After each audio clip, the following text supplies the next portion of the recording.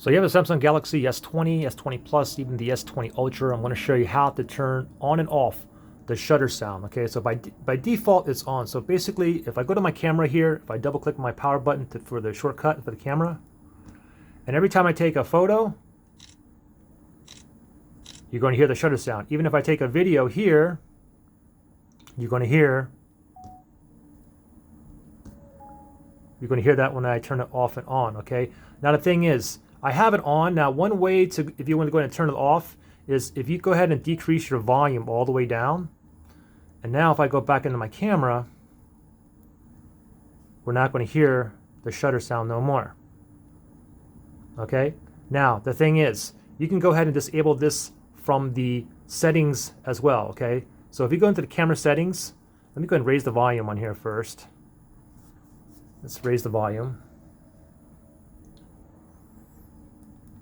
I'll raise the volume back up here.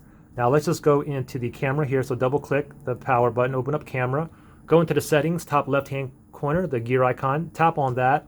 And now we want to scroll down until you see the third to the bottom. It says shutter sound. So you can toggle it on or off. Now the thing is, some of you guys may not have shutter sound because there's a privacy law in your particular country. I think Korea and Japan,